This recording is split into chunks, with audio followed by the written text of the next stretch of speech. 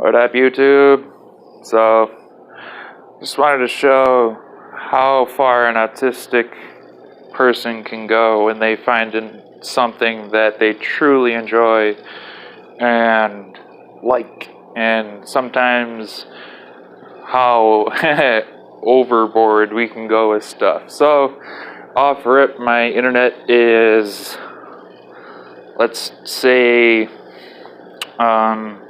heavily modified, IPv4, IPv6 enabled, DNS change,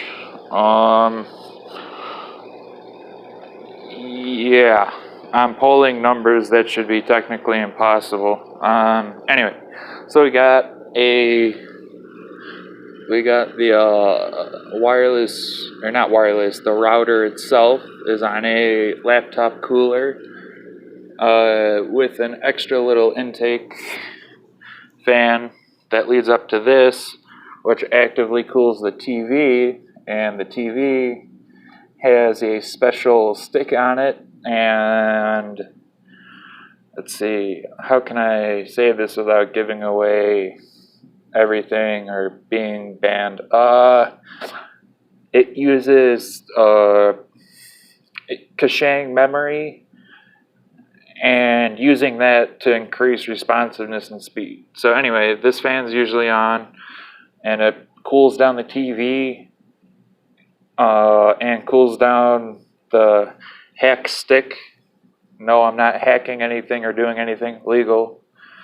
And also change the encoding that my TV uses from the Y9RB or Y9R6 video encoding to PC RGB. So my Xbox thinks it's hooked up to a gaming monitor. And from there, I also changed or turned off active LED zone sensing. So the TV is just gonna put out whatever signal's being sent to it instead of looking for active zones in the TV and enhancing the contrast and whatnot in those areas. So we got two fans going up on this. That guy cooled net also leaks out, blows into there. And then for the wireless router, we got a fan on that bad boy. And again, using the same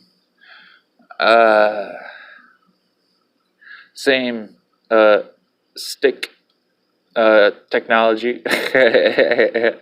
Oh man, I want to tell the people about that so bad, but I don't know if I can. Everything is hardwired with Cat 5 or Cat 6 cables. Or no, I think the one is Cat 6, I think. The main one that goes from the router to the wireless, and then the other two are Cat 5. Let's see, we got the back sealed off for a reason, which I'll explain. Power banks are hooked up to a big aluminum post thingamajiggy, and that's to help dissipate the heat that would build up in those. And we can go over here. Here's my intake fan. Notice how it's ported off. So it's only getting air from this side. That's cool air from the bottom, which blows in and cools the Xbox in there. And as you see, another stick there with another one or two of them in the back. That is on top of another 5-fan cooler, laptop cooler with a aluminum heat sink on it.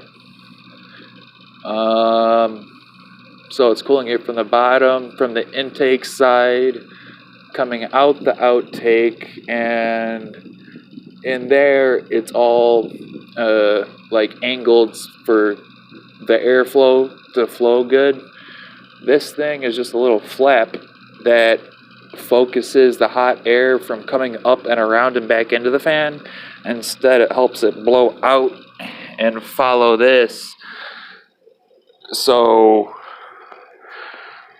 not see cold air from the left, hot air exhaust on the right, and the thing itself has a top shelf, but there's a little like slit in the back of it. So I have two metal aluminum empty water bottles that are used as both heat sinks, and also that stores air with a barometric theory shit that is very hard to explain. And then a fan that is pushing down, so any air coming in from the bottom doesn't leak out into the top. So it's got extra cold air coming from here to help keep the air pushed down on the Xbox to cool it off. So all I can say is it is unlike any other Xbox I've ever used, and it's not even a Scorpio edition or anything. This is actually the Xbox that had the recall on the thermal paste that they used on it. But even with that, it's a whole nother level. So yeah, that's kind of how far I go to really, you know what I'm saying, get the best experience I can. Like, this is the insight of an Aspie mind. Yeah.